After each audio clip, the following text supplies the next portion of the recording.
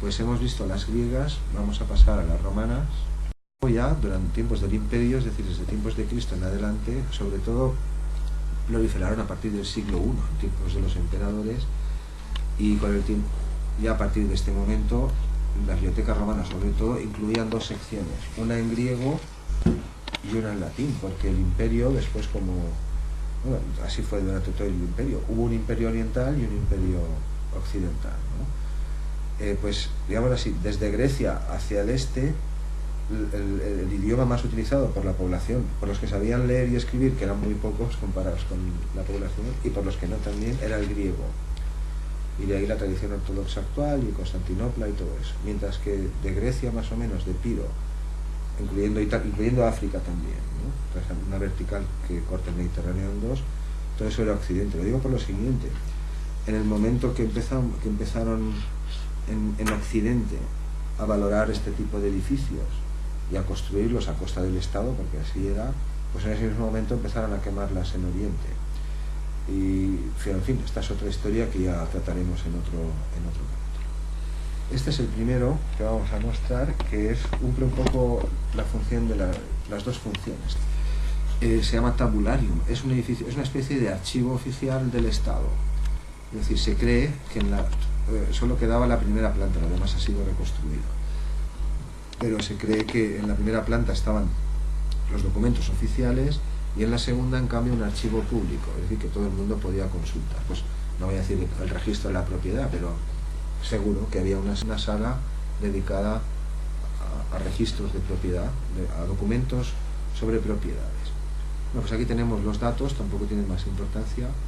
Unos 18.000 metros cuadrados se cree que contenía, y tenía bastantes corredores estrechos porque así se ganaba en superficie. Si yo voy a hacer un cuarto grande, hago varios pasillos, pues puedo poner estantes a ambos lados del pasillo y puede contener muchos más volúmenes. Bueno, el tabularium fue pues eso, para albergar las leyes del Senado romano, el archivo público del imperio. Aquí tenemos otra, esta sí es la primera biblioteca pública de la que tenemos noticia, fue encargada por este señor, Asinius Polio. Este tuvo bastante que ver, estuvo involucrado a favor y en contra en las guerras civiles que llevaron, en las que se vieron envueltos Julio César, Marco Antonio, Pompeyo. Fue un periodo, la transición entre la República y el Imperio, pues fueron unas cuantas décadas bastante moviditas, y Asinius Polio pues tuvo un papel ahí relevante, pero nosotros aquí no lo vamos a tratar porque es una información que se puede obtener fácilmente sobre el personaje. Pero un par de datos sí de la biblioteca. Fue construida en el Atrium Libertatis, que también lo levantó él. Era una especie de edificio consagrado a las libertades públicas. Muchos de estos eran evergetas, como Herodes Ático, que va a decir, el más rico de la ciudad, pues es normal que si hay que construir un auditorio, pues lo pague. Es decir, o lo financiaba el Estado cuando eran edificios públicos, y en algunos casos si el Estado no llegaba, o pues se llamaban evergetas. Era una forma también de granjearte pues a tus conciudadanos, ¿no? Este señor, concretamente Asinius Polio, que aunque vive en el... Ah, no, perdón, este no es del siglo I después de Cristo, es justo antes, ¿no? Es decir, en los tiempos de Cristo, pues era también un helenista como todos los que he enseñado hasta ahora. Es decir, eran romanos, estoicos, epicúreos, lo que quieras, pero adoraban las estatuas griegas, esculpían como los griegos, estudiaban teorías filosóficas griegas, y de hecho si no hablabas griego pues estabas considerado, no voy a decir un patán, pero no una persona educada. Puede ser patricio, hijo de senador, pero como no hables griego. Lo digo porque concretamente este Asinius Polio pues era un enamorado también del arte helénico, pero en especial de obras que hoy diríamos transgresoras o caprichosas, es decir, lo más raro o lo más sorprendente que puedas encontrar. Por ejemplo, esta estatua se sabe que estaba allí, es el famoso toro de Farnesio. Recibe el nombre de Farnesio por la familia renacentista que lo poseía en 1500. Pero es la estatua más compleja que se conoce de la antigüedad, es decir, la que aglutina o engloba más figuras a la vez. Hay un toro, 3 figuras humanas, y aquí hay más. Es decir, era extravagante en ese sentido, era la más voluminosa, la más compleja y la que más figuras reunidas. Es decir, la Sinius Polio, además de la biblioteca, que esta sí fue pública, estaba abierta al público, tenía una galería aneja, que era como una galería de arte, de exposición, que también estaba abierta al público. Bien, pues de esta poco más, este Polio ya de mayor organizaba también sesiones de lectura al modo que he descrito al comienzo de la charla de los primeros autores griegos, y leía sus propias obras. Bueno, uno de estos más, estos personajes pues están para ilustrar el momento. Ella es Cleopatra, él es Julio César, él es Cesarión, que se supone hijo de César y de Cleopatra, él en cambio es Octavio César Augusto, y este señor que hay aquí, ahora mismo no me acuerdo quién es, pero es bien importante, y no es así, no me acuerdo, es igual, ya lo consignaré. Aquí tenemos otra ciudad de la cual no puedo mostrar imágenes, pero que evidentemente hubo de tener biblioteca. Sabemos que es muy importante por varias razones. Esto es un circo, y circos, es decir, ese largo para las carreras, eso no lo tenía cualquier ciudad. Teatro, anfiteatro, baños públicos, foro, biblioteca, gimnasio, todo eso sí, pagado por el Estado en tiempos del Imperio, pero un circo, pues en fin, el circo de Roma creo que tenía una cabida de 225.000 espectadores. Era el espectáculo par excellence, como diríamos hoy, del fútbol o algo así, es decir, masas y masas, pero continuamente. Nicópolis en realidad es una ciudad de nueva fundación, había ya una ciudad ahí, es la famosa batalla de Actium en el 31 a.C., creo que es, en el que vence a Augusto, este es Augusto, este también, y es una batalla marítima, es la batalla en donde hace huir por fin a Cleopatra y a Marco Antonio, porque a veces en las películas se ilustra, ¿no? Hay una batalla frente a las costas entre Italia y Grecia, frente a las costas de Grecia, la pierden, huyen, ¿eh? Al final Marco Antonio y Cleopatra se van a Egipto, abandonan la batalla porque lo ven muy mal, y este marca el fin de la guerra. Después Octavio solo se dedica a perseguirlos hasta África y esas cosas. Pues en la ciudad que había enfrente, donde estaban los cuarteles de ambos ejércitos, los terrestres, ¿no? La batalla es en el mar, donde se decide de dónde huye Cleopatra, pero también había contingentes en tierra, claro, para reparar las cosas, y pues ahí donde estaban los cuarteles de unos y otros, Augusto fundó esta ciudad, Nicópolis, de las cuales no les puedo mostrar la biblioteca, pero sí una reconstrucción de su Odeón artística. Claro, el Odeón sí queda y se ha reconstruido, que puede dar una idea de cómo eran estos edificios, los Odeones, digo ahora por dentro.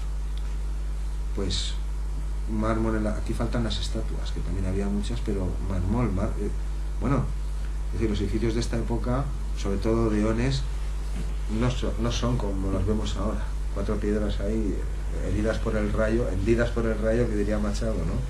Sino que estaban recubiertas pues con piedras de calidad. Esto es una sala de conciertos de la antigüedad, como pudo ser el Odeón de Pericles, en este caso el de Nicópolis, techado, por supuesto, con madera, para espectáculos musicales. Aquí no se representaban tragedias ni comedias, eso se hacía en los teatros. Esto es un auditorio de conciertos con todas las notas, debería decir, más que con todas las letras. Me ha gustado hablar ante músicos, porque es que es verdad, porque se pueden contar muchas cosas que en otros ambientes que a lo mejor no llegan. Digo que ¿por qué se refleja? Hombre, porque habría personal que lo limpiaría también. Claro, esto es de cajón. Esto es una reconstrucción artística, pero verídica, es decir, basada en los datos que se conocen. Estaba yo por ahí en plan Octavio, se me había olvidado. Uno hace estas cosas por pasar el rato cuando está ahí echando horas y luego se olvida. Bien, pues dejamos Nicópolis, perdón, y nos vamos ahora estamos en Roma, en la capital. Es decir, de Augusto sabemos que construyó otras bibliotecas también en la capital. Una fue la Biblioteca Octaviana, así se llamó. Aquí vemos una ilustración artística igualmente. Estatuas, pues estatuas había por doquier. Además, buenas estatuas, según los modelos griegos. Buenas quiero decir, bien hechas, ¿eh? No artes de vanguardia como el que usamos hoy, a veces, no sé si llegó a existir en Grecia, me temo que no. Es decir, esto es artístico, pero está basado en datos reales. Estos son, los llaman cabinet, no exactamente, no me acuerdo ahora. Estas, en las salas de lectura, en muchas, medían unos 2 metros aproximadamente por 0,60, donde hay Claro, no es un libro como ahora, tú te sientas y pasas las páginas y es chiquitín, es un rollo de papiro y o bien vas enrollando y desenrollando o tienes que desplegarlo, o si manejas varios, de modo que necesitaban superficies bastante anchas. Bueno, estas son de la capital imperial, una capital que no cayó en más de 800 años, el centro del mundo, y lo mismo, mármol por las paredes, es decir, revestimientos lujosos como correspondía. Bueno, Octavio parece que construyó varias, o al menos tenemos noticias de estas, seguramente construiría más. Otra es la famosa Biblioteca Palatina, parece la misma en la ilustración, pero no lo es. Luego hay también unos cuartos donde se almacenan los rollos. Esta es la sala de lectura, que es esto que se ve aquí a los lados, que a veces ocupaba 2 y hasta 3 pisos. Estos son como pequeños recintos, cuartos, con las paredes recubiertas, donde están almacenadas las obras, y siempre están por encima del nivel de la sala, es decir, aquí accedes ascendiendo unos escalones. El modelo es similar, pero no en Roma, sino en puntos distantes del imperio, como mostraremos ahora en un momento. Bueno, son algunas de las que hizo Octavio, la de Nicópolis, que no podemos enseñar, la Octaviana en Roma, la Palatina también en Roma. Este es Dionisio de Halicarnaso, es el señor que estaba citando antes. Este es un detalle muy curioso, porque en alguna de las clases de estética, no sé si estaba Juan Pedro ese día, se citó esto. Es decir, este señor vive en torno a los tiempos de Cristo, y sabemos que él y su círculo de amigos tenían una biblioteca privada, en este caso, que es griego, pero estamos en los tiempos de Roma. Sabemos que Dionisio de Halicarnaso y su círculo de intelectuales y amigos, aristócratas y de todo, abogados, lo que fueran, en algún lugar en su casa o en donde se reuniesen, estaban en posesión, eso se sabe, tenían una nutrida biblioteca que incluía bastantes, lo diré para que los entendamos, partituras musicales, pero no es exactamente igual como, es decir, copias de las tragedias que incluían también notación musical. Hemos avanzado bastante desde los años que grabábamos aquí, lo digo pues si queréis ver algunas más en el canal, sobre todo lo que hablábamos, todo lo hemos llevado más adelante, con más detalle, y se pueden ver estas cosas que digo. Con frecuencia hay 4 líneas de alfabeto griego, y entre una línea y la otra hay otras letras, que es el alfabeto musical. Es decir, el caso curioso es que este señor, también esto refuerza lo que sabemos, que era privada, pero era bastante famosa, es decir, contenía muchas de estas, es decir, que no es que era un guión solo de notas, era la obra entera, la tragedia, que incluía las dos cosas, texto y música. Pero el hecho curioso es que en estos tiempos, en una ocasión, se representa una de estas tragedias y el hombre va a escucharla, como tantos, y después se queja, dice, es que los que estaban en la escena habían alterado la línea vocal de lo que estaban declamando con la música que lo acompañaba. Bueno, él es todos estos eran estoicos, epicúreos, y hasta el siglo III, formas de vida helenistas, aunque eran romanos, y estos emperadores que he citado también, los 5 emperadores buenos, hasta la dinastía que se llama de los Antoninos, y mucha gente en estos tiempos, gente educada, quiero decir, pues eran estoicos, epicúreos. Ellos se llamaban helenos, decían, los dioses existirán, pero se ocupan de sus asuntos, ¿no? Nosotros nos cuidamos el cuerpo, nos cuidamos la mente. No entraban demasiado en tomarse las cosas muy a pecho. Perdón, estaba citando esto y no me acordaba que lo había traído. Esto, por ejemplo, es un fragmento que nos ha llegado del Orestes de Eurípides, de una de sus tragedias. Y esta es la línea de texto, y estas letras que se ven en medio o por encima, esto, son letras griegas, alfabeto musical.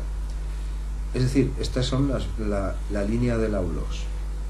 Este es Pirro, de Epiro, que era primo de Alejandro Magno. Este es el primer Ptolomeo, que era contemporáneo también, 300 a.C. Y este creo que es Eurípides, aunque ahora no me acuerdo bien, si no lo hubiera puesto ahí. El hecho cierto es que se ha mostrado en el año 2000 que hasta hace muy poco se pensaba que, por aquello que dicen, que es que los antiguos, pues era todo todo monofónico, ¿no? Que el auló si tocaba duplicaba al cantante, la lira si acompañaba duplicaba al cantante, duplicaba o a la octava y mucho más. Ya no, eso de la octava lo llaman magadís, es una forma de... pero no se acepta nada más. Y esto se creía que cuando intervenían, de estos fragmentos hay poquísimos, hay alguno más, este sí que es de los tiempos del siglo IV a.C. Bueno, el auló, aquí lo tenemos, que era el único instrumento presente en las tragedias y acompañaba al coro, siempre había uno, y en todos los funerales hasta que se acabó el imperio pagano. El caso es que se pensaba que, claro, esto eran como que aquí se callaba el actor, ¿no? y el auló daba su nota y luego el actor seguía cantando o hablando, que ya aclaramos que era una lengua tonal. No, Weston mostró en torno al 2000, creo que es el trabajo, que realmente lo que da es una suerte de pedal. Bueno, yo cuando explico estas cosas insisto en lo de siempre. El que sabe cómo se toca, lo que pasa y lo que no pasa es el músico, el que está allí tocando. El que si su instrumento no funciona, canta, pues es el músico.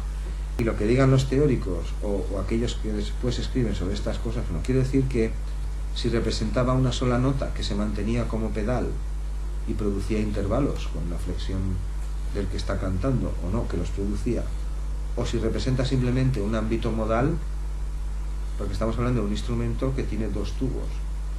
Y bueno, pues esto ya quiere decir que un músico no necesita tener las notas escritas para saber lo que tiene que tocar, con armonía ni sin armonía, porque si no sabes lo que tienes que tocar, el siguiente vez no te van a contratar. No sé si me estoy explicando.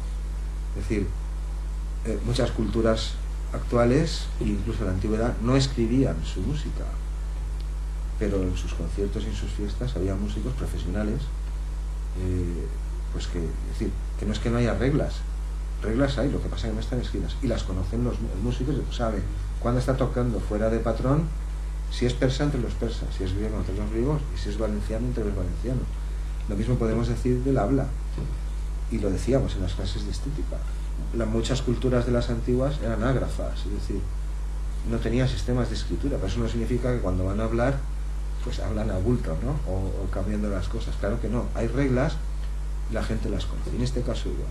En cualquier caso, desde el año 2000 está claro, esto funcionaba como especie de bordón, si implicaba dos tubos o más o no, un ámbito modal o tonal o notas aisladas, esto los músicos de la época que fuera lo sabrían, pero que aquí se produjeron todo tipo de intervalos, esto ya quedó demostrado. Hemos llegado a otra muy famosa, está en Herculano, que es otra de las ciudades. Había dos muy grandes, Pompeya y Herculano, y otras menores, todo que eso quedó sepultado con la erupción del Vesubio, que fue en el 79 después de Cristo. Esta biblioteca, que era privada también, se llama Villa de los Papiros porque se encontraron ahí un total de 1785 papiros, pero carbonizados. Esto que se ve aquí es un papiro enrollado, pero claro, el Vesubio estalló y cubrió de ceniza volcánica un amplio radio, y por eso sabemos cosas de Pompeya y Herculano. Todo lo que se encontró ahí estaba funcionando en ese momento. Por ejemplo, se encontraron dos pequeños órganos portátiles, que los citamos también, aunque ahora hay clases mucho más actualizadas. Uno tiene 9 tubos, el otro creo que no sé si tiene 7 u 11, son chiquitillos.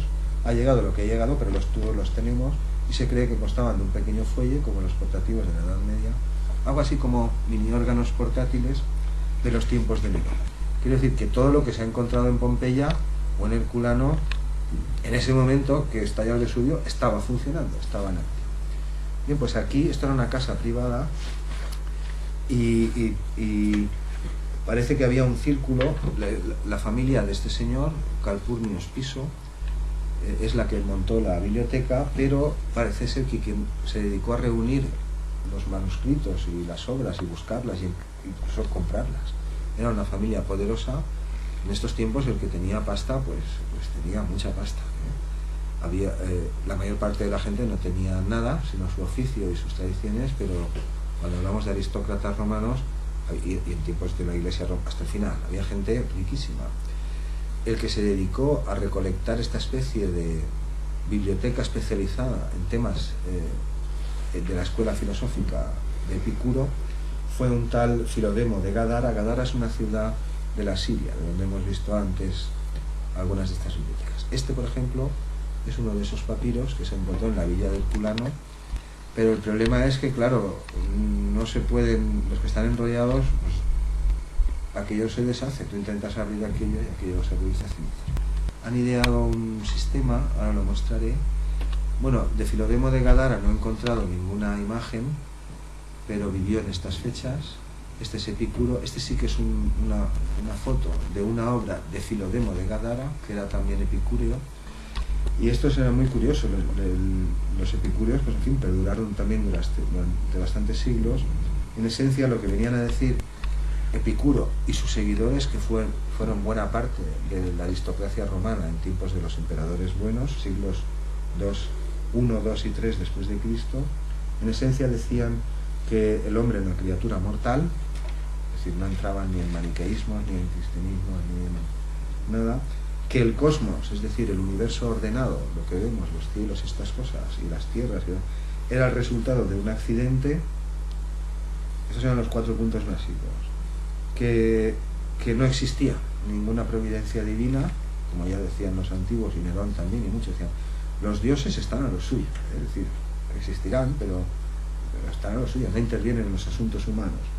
Y por último, que el criterio de una buena vida, de una vida virtuosa, lo mejor que uno podía hacer durante su vida, o el criterio para completar mejor aquello que decíamos de la música, el cultivo de su propia alma, de tu virtud, cada cual la buscaba por caminos diferentes, era el placer y ahora podemos traducir como la mesura o algo así. Es decir, en inglés dicen la temperancia, es como la templanza o el sentido de cuando hay suficiente. Es decir, no se decían los griegos, en muchas ocasiones decían una máxima muy conocida, decían nada en exceso.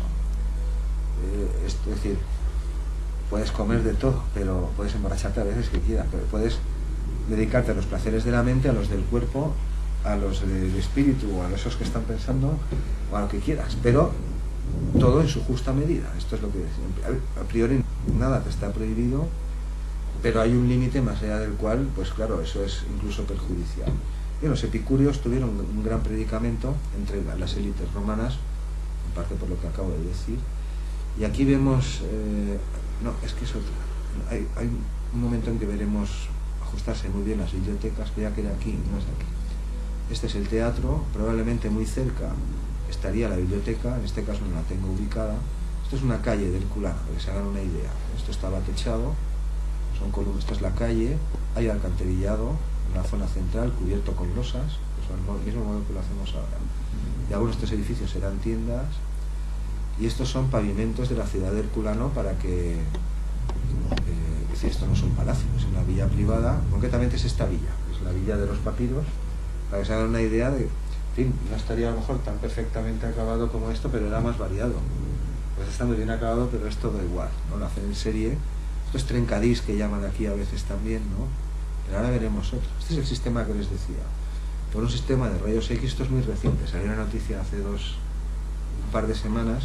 El descubrimiento no, sino el método que están utilizando para leerlo. Es decir, si lo abro se rompe y no lo puedo saber. Pero a través de un sistema de rayos X y varias pantallas, en fin, tipo TAC y cosas así, se puede acceder al interior, y este es el aspecto que presentan las grafías que hay ahí dentro, y se están empezando a leer muchos de estos papiros, rollos de papiro. Realmente no sabemos lo que hay ahí, pero pues ya se han encontrado algunas cosas muy curiosas, como algún libro perdido, de los que no se tenía noticia.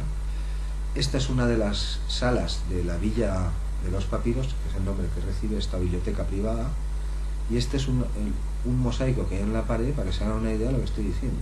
Aquí se ve mejor.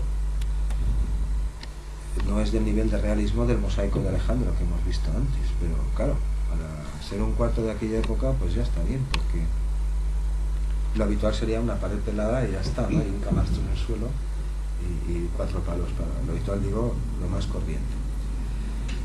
Pues de esta nada más. Aquí vemos una cosa que ya he citado antes. A partir de estos tiempos en que estamos, el primer siglo después de Cristo, con frecuencia en las termas que era otro edificio, baños públicos, un edificio enorme, con amplias zonas ajardinadas para tomar el sol, para discutir, con fuentes, y otras zonas dentro al uso, con frigidariums para agua fría, masajistas, gimnasio cerca, caldariums para, como una sauna, un macro complejo que formaba parte de la dotación pública de una ciudad con el rango suficiente, pues con frecuencia en las dos salas frontales, que en este caso son estas dos, se alojaba dos pequeños recintos simétricos para que tú pudieras leer. Hombre, depende de la importancia de la ciudad, de la biblioteca, pues, es decir, no son bibliotecas como las que estamos intentando mostrar, salas privadas o públicas donde se almacenan obras científicas, literarias o del tipo que sean, sino más bien pues salas, pues como tú vas a las termas, pues a cuidarte, vas por las tardes y te das tus baños y haces todo lo que tengas que hacer allí, descansas, duermes, te das masajes, vas al gimnasio y si quieres vas a las dos salas de lectura que están alojadas en la fachada frontal, de modo que veremos dos o tres baños de estos por la razón que estoy diciendo. Son termas, en efecto, pero en la fachada frontal tienen dos salas de lectura acondicionadas. Estas son las termas de Trajano en planta, y lo que queda hoy es una foto un poco antigua. Esto es lo que queda de este edificio, de aquí. Pero el plano se conoce y los cimientos también, y la distribución también. Esta es otra, también en Roma, se llama Biblioteca Ulpia, y esta es una distribución típica de cómo eran. Aquí se ven los escalones que he citado antes para acceder a esos cuadros. Siempre están elevados, siempre, de la sala central. Faltan más. Esto es una maqueta, no es pero es, digamos, el modelo que se siguió. Todas no son exactamente así, pero todas siguen más o menos los mismos patrones.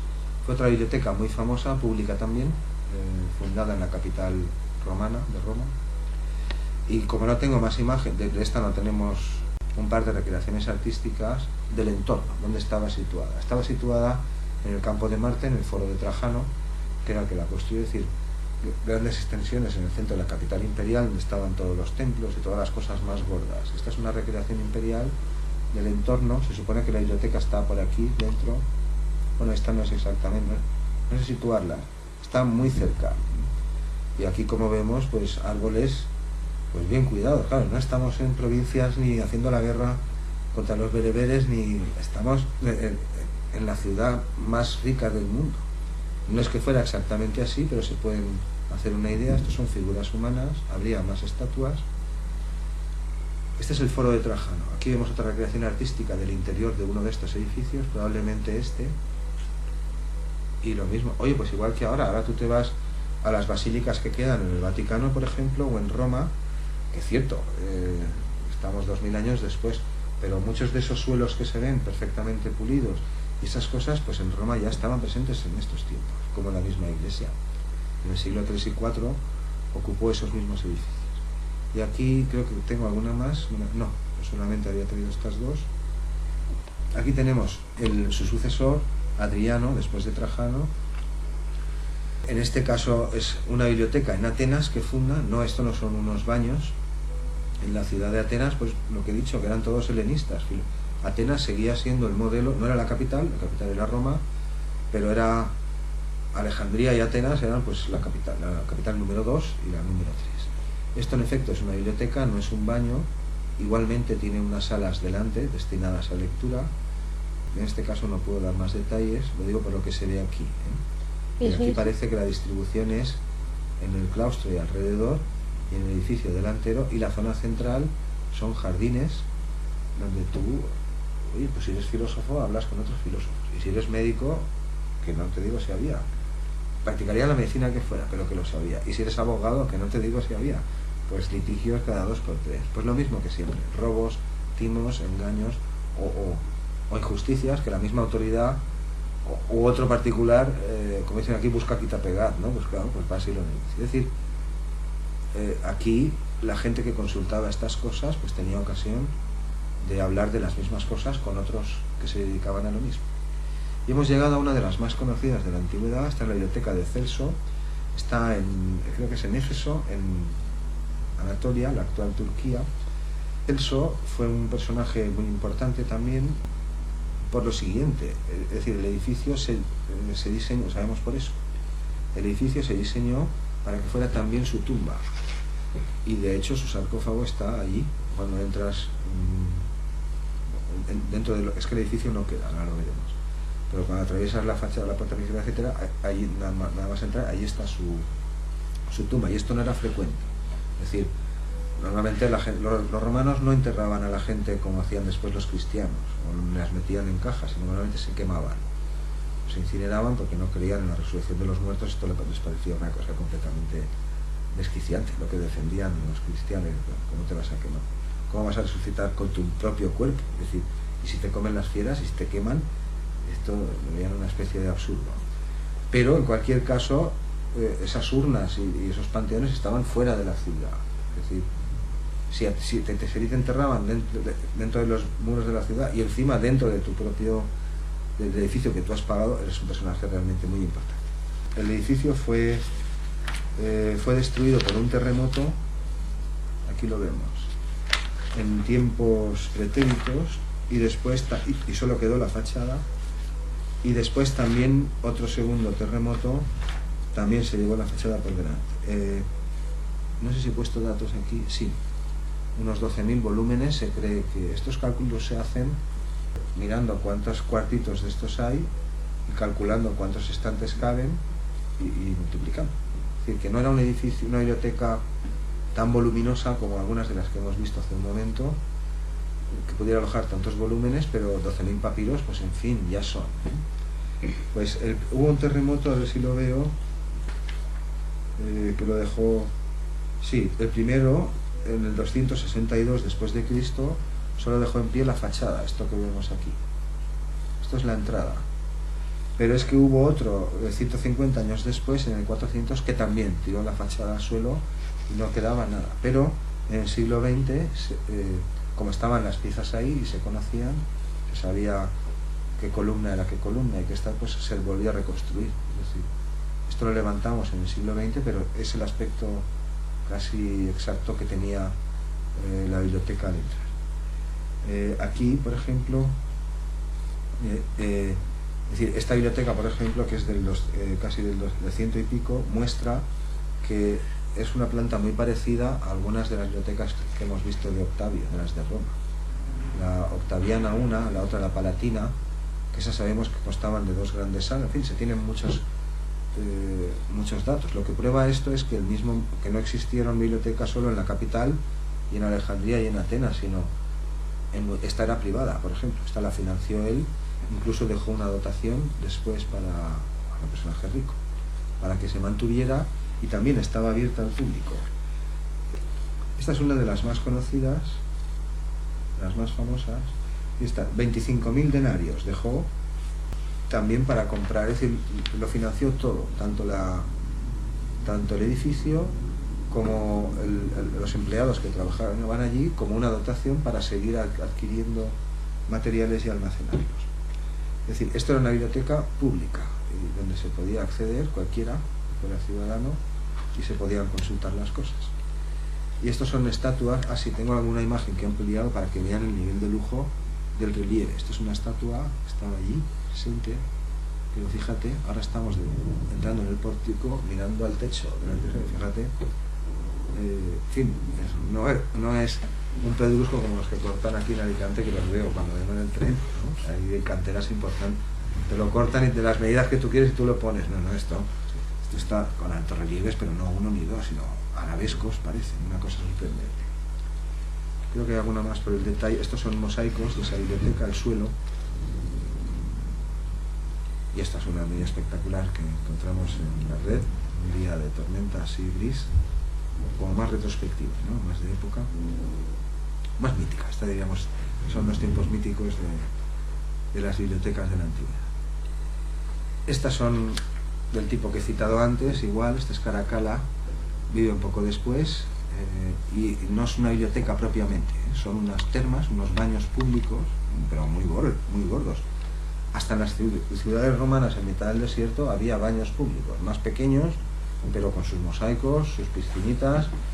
Ahí no entraba cualquiera, tenías que ser romano, pero existían, eran parte de la dotación de la ciudad. Pues aquí igual, estas dos salas delanteras, estas son las termas propiamente, salas calientes, salas frías, de todo, ¿no? Estos son espacios abiertos, jardines, etcétera, pero el recinto del edificio es este, y aquí en la parte delantera, esto y esto, eso son la biblioteca, aquí lo pone, TT, biblioteca, en este caso pues salas de lectura, más que para almacenar libros. Estas son muy famosas, las hembras de Caracalla son una de las más conocidas, pero había muchas, de Trajano, por todas partes hay. Este es el plano, aquí se indican caldarium, frigidarium, cosas así, y aquí la biblioteca, y aquí la biblioteca. Y esto es el trazado de la ciudad actual, creo. Esto que se ve en azul, estas calles corresponden a lo que hay hoy por encima, ¿no? Encima de estas cosas. Y esta es una reconstrucción de las termas de Caracalla, como pues aquí lo ven la entrada, los arcos, una persona pues es así chiquitilla, y tú entras aquí como si entrases a la basílica de Dios sabe dónde. Pero esta es la parte de atrás de los edificios. Las bibliotecas están aquí, esta es la parte de jardines y no se ve. Se ve lo que estoy diciendo, ¿no? El recinto es cuadrangular, que es esto, porticado, por supuesto, a todo lujo, estoas como las de antes, ¿no? Pasillos cubiertos. Esto es el complejo, las instalaciones propias de las termas, con agua caliente y de todo, y delante hay una zona jardinada y otro muro, y ahí están las bibliotecas, perdón. Esto, ¿no? Estamos mirando desde aquí atrás ahora. Y este caldarium circular es este. ¿Sí?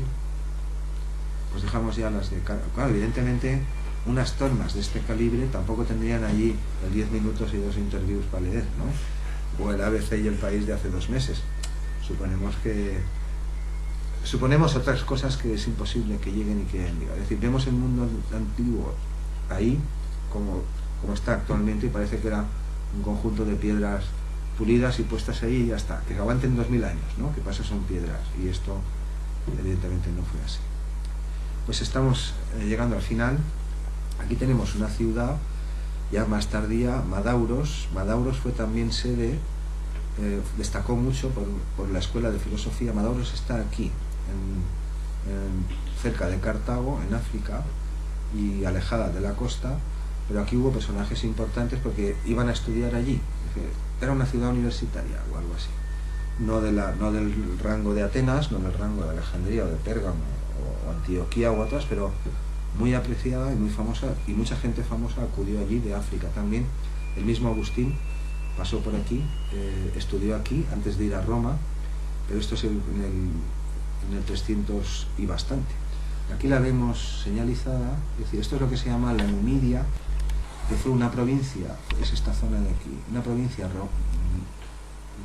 romana de ocupación tardía, es decir, el imperio siguió expandiéndose, y estas zonas del norte de África hasta aquí es de lo último que ocupó. Son zonas conflictivas cuyos límites a veces varían, pero más o menos por aquí, Cartago está aquí, en la esquina, que siguió existiendo, claro. Los cartagineses los borraron del mapa, quemaron su ciudad, mataron a la gente, quemaron casa por casa, pero eso fue en el 200 y pico antes de Cristo. Y ahora estamos hablando pues, de varios siglos después. La ciudad fue restaurada ya romana, y pues eso, por Madauros pasaron personajes importantes. Por ejemplo, uno famoso de aquí, que nació aquí, parece que es el famoso Apuleyo. Este es Apuleyo. Apuleyo es el de Madaura, es el que escribió la famosa esa novela, ¿no?, de la antigüedad famosa, El asno de oro. El asno de oro es una fábula famosa de la antigüedad, novelada, en donde el personaje se enfrenta a la cruda realidad porque es convertido en asno, ¿no? Es decir, aprende cosas de la sociedad y de su propia vida y cosas que no sospechaba, porque bajo la apariencia de asno pues pasa de mano en mano, en fin, se enfrenta a cosas que... Este es el famoso protagonista de la novela de Apuleyo. También estudió aquí Agustín, y también por esta zona, porque estamos ahora en el norte de África, creo que queda solo una biblioteca o dos, y hemos acabado. En esta zona de aquí, de romanización tardía, y también sede de donatistas y otro tipo de herejes cristianos en los últimos siglos de Roma, lo veremos, que son los tipos de Agustín. El caso es que, bueno, aquí se representa la coronación de San Agustín, en el 395, el 405, no me acuerdo. Aquí es un mosaico romano que ilustra esta misma historia que estoy comentando de Apuleyo. El caso es que en estos tiempos de Agustín, que era el que cortaba el bacalao en África, en esos tiempos, en el torno al 400, paganos, aristocracia romana en los puestos imperiales, en ninguna parte queda prácticamente. Todos se han cambiado de bando, se han apuntado a cristianos o lo que fuere. Pero hubo uno, un tal Juliano de Eclana, o Aeclanum, era el nombre que recibía, que fue casi el único que se enfrentó casi en solitario durante más de 20 años, con riesgo de su propia vida, no a Agustín y a buena parte del clero africano, del clero católico, y al Agustín parece que no le tenía ningún respeto, y además era un obispo muy respetado. Acabó también, creo que, errante y desterrado y estas cosas. Pero la diferencia, pues, parece ser que era su público, es decir, era cristiano, era un obispo, pero tenía una formación muy sólida y su público habitual eran romanos helenizados, es decir, gente que por su condición, por haber nacido ricos, digámoslo así, pues sí que habían aprendido muchas veces. Es decir, era un público muy selecto, mientras que Agustín y otros muchos se dirigían habitualmente al clero medio y a la gran masa de población iletrada, dicho esto sin ningún ánimo de nada, es decir, gente que realmente no podía argumentar o contraargumentar. Bueno, parece que se enfrentó a Agustín en un sentido oratorio y además con mucho éxito, pero Agustín jamás entró al trapo y nunca aceptó era cristiano también, o sea, no es que era pagano defensor de otras cosas raras, era entre sus propias creencias, pero fue prácticamente la única voz crítica con él y no le tenía ningún respeto. En algunas cartas que se han conservado al Papa, a Inocencio y a otros, Inocencio I y otros que estaban en ese tiempo, y autoridades de la península italiana, que enviaban, y estas cosas, todas no constan, pero algunas sí. De los paganos de eso ha quedado poco, pero cartas después, estos tiempos en adelante, costan bastantes. Pues le trata, como dice aquí, sin ningún respeto. Es decir, habla del mismo San Agustín, de hecho le llamaba patronus asinorum, es decir, patrón de todos los asnos. Juliano de Eclana, bueno, en fin, tiene su mérito, porque era una persona muy reputada, muy considerada, y parece que que mientras vivió no había color, es decir, los demás lo sabían, atacaba continuamente algunas de las ideas que defendía Agustín, como esta, por ejemplo. Agustín había sido maniqueo de joven, no voy a entrar aquí en qué es eso ahora, no son exactamente cristianos, son otra cosa, pero Agustín y los católicos y en adelante, una de las ideas que defendieron y que impusieron como dogma de fe, y hoy siguen vigentes, bueno, esta concretamente no lo sé, no estoy al día en eso, era este problema, decían, y si un niño, un bebé, muere antes de ser bautizado, ¿qué pasa con él, ¿no? Y esto, a ojos de Juliano y de otros paganos, pues era otra cosa completamente irracional. Decían que el Dios cristiano que estaba predicando esta gente era un Dios poco menos que criminal, que decir que este crimen, enviar al infierno a un humano que acaba de nacer y simplemente no ha podido pasar por los altares, decía, estas son palabras suyas, que apenas puede uno imaginarse entre los bárbaros. Esto atacando a Agustín, porque como otros muchos defendieron ideas parecidas, que el pecado original era eterno, que se hereda generación tras generación, y otros como este y otros muchos decían que no, que los que morían sin ser bautizados, bebés o no, pero también los bebés, y esto es lo que les rompía la cabeza a Juliano, pues iban directamente al infierno, pues así, y dicen, pues que eso es un Dios cruel, ¿cómo puede este señor defender estas cosas? Bueno, fue una voz autorizada, muy reputada, contemporánea, que atacó frecuentemente a San Agustín en su propia tierra, porque también era de allí, del norte de África, y como estábamos en Madaura, Apuleyo era de ahí, me vi el mosaico, pues tampoco es por meter el dedo en el ojo a unos y a otros, que de paso, pero pues, en fin, el mismo derecho tendría, digo yo, Juliano de Eclana, que se le recordase por lo que sabía, que Agustín por lo que declaraba. Más intención aquí, son contemporáneos y Madaura alojó a unos y a otros. A las escuelas de filosofía paganas como Madaura, Atenas y todas las que se llegan a considerar, no es que iban unos u otros, iban todos. Tú podías ser cristiano y vienes a mis enseñanzas y yo te acepto como alumno y no pasa nada. Quiero decir que cristianos eruditos y sabios y con educación y todo, hubo muchísimos por todo el imperio, solo que todos no comulgaron con las ideas de Agustín o Atanasio o lo que se llama el catolicismo, y la mayoría pues se quedaron por el camino. Ese es un tema que ya hemos tratado en parte en otras charlas y el año que viene también. Aquí tenemos una ciudad cercana a la que estábamos. Madaura está aquí, perdón, Madaura está por aquí, ¿han visto antes?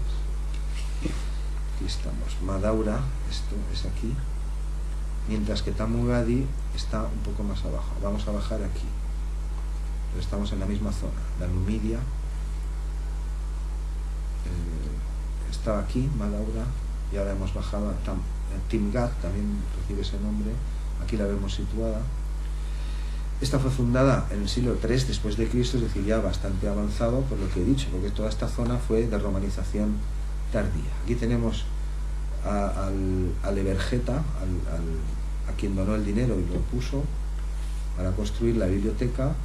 Se calcula por las dimensiones de las que vamos a ver en un momento, que podía contener o albergar unos 3.000 manuscritos, y esta fue una de las dos capitales de lo que se llamó los donatistas, una herejía que combatió Agustín y pidiendo penas de muerte para ellos y de todo. No vamos a entrar aquí ahora qué es el donato, pero sepan que fue uno de los dos centros de poder no católico en el norte de África, y tuvieron mucho. En el norte de África, eso hubiera querido Agustín y muchos, que hubiera hecho caso a todo lo que decían, pero había muchos otros obispos, una estructura muy grande, y todos no comulgaron con lo mismo. Timgad y la otra creo que es Bagai, que es de donde era el mismo Donato, fueron las dos capitales heréticas por excelencia del norte de África. Pues vamos a ver la ciudad de cerca un poquillo, que son ruinas, y cómo está distribuida la biblioteca. Esto que vemos aquí es el teatro, que no puede faltar. Odeón, yo no he metido a buscarlo todo, pero hay que suponerle también uno en alguna parte, quizá no lo tenga. Y al lado del teatro se ve el Fórum, que es la plaza central. Alrededor hay zonas de mercado, etcétera. Y si nos situamos así, 2 manzanas, ahí está la biblioteca. ¿Se ve? Vamos a ver ahora con fotos reales. Esta es una de las ciudades más espectaculares que quedan en África romana. Leptis Magna también, y otras también. De las más completas y más a la vista. La mayoría están colgadas debajo de la arena o debajo de los cimientos de las ciudades árabes actuales, y en algún caso solo queda un arco de triunfo, todo lo demás es cemento, lo mismo que pasa en Europa. Pero para que no se pierdan, porque vamos a hacer nos vamos a elevar a vuelo de helicóptero, y es eso. Aquí está el teatro, al lado está la plaza central, el foro, y desde la esquina, 2 manzanas, eso es la biblioteca. De modo que me acerco, ¿no? Aquí hay termas que también tendrían 2 salas de lectura, y como siempre, ¿no? Bien, pues me voy a acercar. Es una foto aérea, se ha girado un poco, no el ángulo, pero es lo mismo.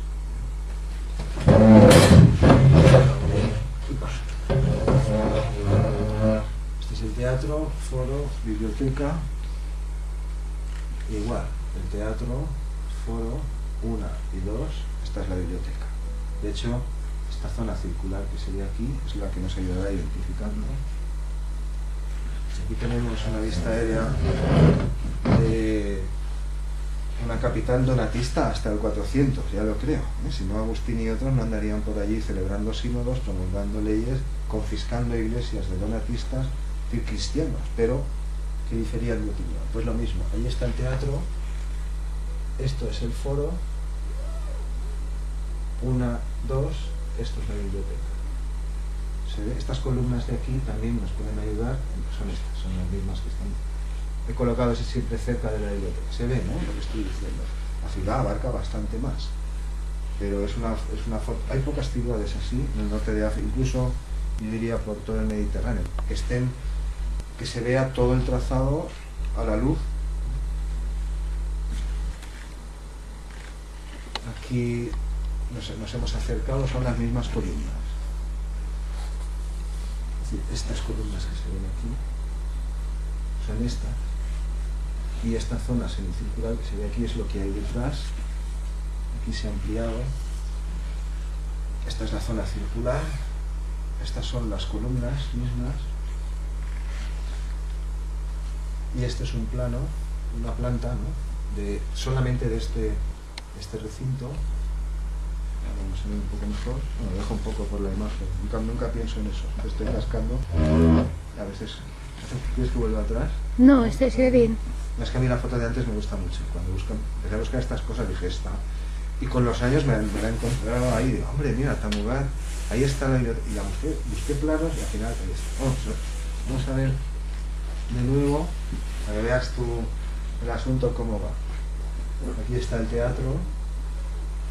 Aquí está el foro y una manzana, se llamaban insulae, una manzana, dos, ahí están las columnitas y detrás la zona circular que hay otra, Leptis Magna también, y alguna más en el norte de África que se ve realmente que son unas construcciones. Pues aquí vemos una reconstrucción de la fachada de ese mismo edificio circular, de las columnas que hay delante, lo que vamos a mostrar, visto de frente. ¿Cómo era? Perfiles del lado, ¿no? Este es el perfil alzado. Bueno, aquí está el alzado, es lo mismo, como se sabe que era. Esto de aquí, estamos mirando así de frente. Hombre, pues no sería tan grande como la Ulpiana de Roma, pero para estar en Tamugadio, pues oye, en estos tiempos pues ya está bien. Por supuesto, cúpulas, pues bueno, estas piedras, la mayoría de todas estas construcciones no se han caído por el paso de los milenios, ni por las tormentas, ni por el mal orache, dicen aquí, sino porque las hemos ido saqueando para construir iglesias, para reparar otras cosas, ni siquiera han sido los bárbaros. Pero esto es una constante en toda la historia después de Roma. Y con esta acabamos. Estamos al final de Roma. Esta es la Biblioteca Imperial de Constantinopla, que ciertamente la ciudad es fundada después. Este es Constantino, en el 300 y algo. Este es el estrecho del Bósforo, y ese es el aspecto que podía tener la ciudad en aquellos tiempos. La que fue en adelante capital. De hecho, Constantino trasladó allí la capital de Roma.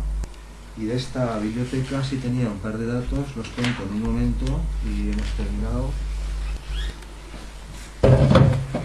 Esta no tengo detalles arquitectónicos cercanos, pero sepan que sí, sobre todo también porque es la última y es de construcción mucho más tardía, pero se lo pueden imaginar. Si Roma tenía lo que tenía, ya en el siglo I, 3 siglos después, en el apogeo del imperio, que es cuando Constantino, bueno, el apogeo, crisis, habrá lo que habrá, pero no es la decadencia. Ciertamente el año 300 no es la decadencia de Roma, pues nos podemos imaginar. Un par de circos, teatros, pues quién sabe, un montón, varios foros y por supuesto bibliotecas igual. Esta biblioteca, de hecho, la creó Constantino y la siguieron otros emperadores cristianos después para reponer los documentos que se estaban estropeando. Es decir, esto no es oxirrinchos en mitad del desierto, no es seco, no hay arena para cubrir las cosas y preservarlas, sino todo lo contrario. Es una zona muy húmeda y el papiro se deteriora. Y buena parte de los libros que contenía otras instalaciones que ya existían allí, pues empezaban a deteriorarse. Emprendieron una empresa, contrataron a mucha gente de escribas para ir trasladando muchos libros que costaban allí, del orden de, pues fíjate, dice aquí 100.000 volúmenes, para pasarlos de papiro a pergamino, que era un sistema que perduraba mejor durante el tiempo, y parece ser que el trabajo que emprendieron Constantino y un par de sucesores después, ya claro, centrados en el cristianismo, en los libros cristianos, la de Cesarea Marítima y cosas así, pues tuvo su efecto, y muchas obras que habían empezado a perderse, o que incluso se sabía ya en ese tiempo que estaban perdidas para esta biblioteca, pues fueron recuperadas. Bueno, pues lo dicho, un placer, no sé si largo placer o soy muy pesado, Volveremos el mes que viene. Hay 2 conferencias más, una de festivales clásicos griegos. Cuando decimos festivales griegos son festivales religiosos, celebraciones religiosas, pero que incluyen conciertos, banquetes, concursos de teatro, de gaiteros, de liristas y de todo. Dedicaremos una a Grecia y otra a Roma. Y por hoy, pues yo creo que está. Lo he dicho, un placer.